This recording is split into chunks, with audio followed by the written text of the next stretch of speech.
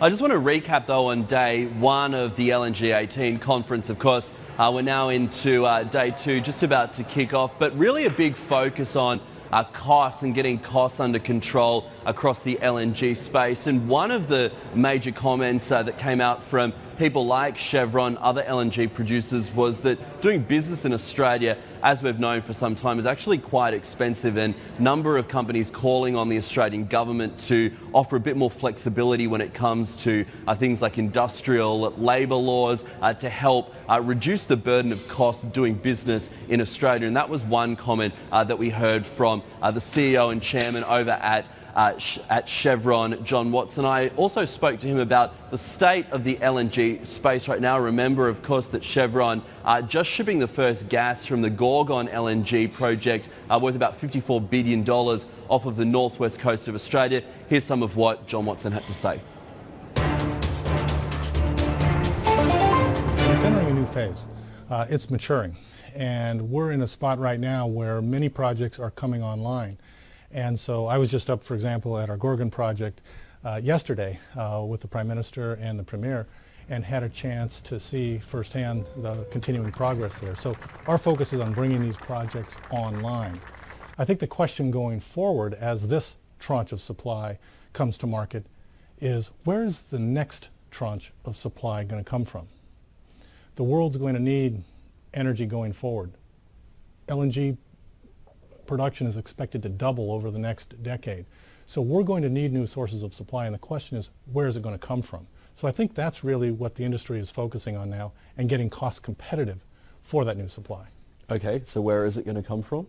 Well, Australia has been a very good place for us to do business over time. I think Australia has had the great combination of high environmental standards with an understanding that it's a resource-based economy, and you need to find solutions to the environmental issues that are out there, so that you can meet all the expectations of government, in the environmental community, as well as the financial requirements for companies like mine. The next tranche of supply, I think, is going to be tougher because more gas has been discovered. In the United States, shale gas is now new competition for LNG projects, and the same in Western Canada. And there are other supplies around the world. So the opportunity is going to be for those that can get their costs down and compete in the marketplace. And I think Australia is going to have to look very closely at the combination of government policies and with interactions with companies, labor, the supply chain, to be sure that it can deliver projects that will be competitive with those other sources of supply.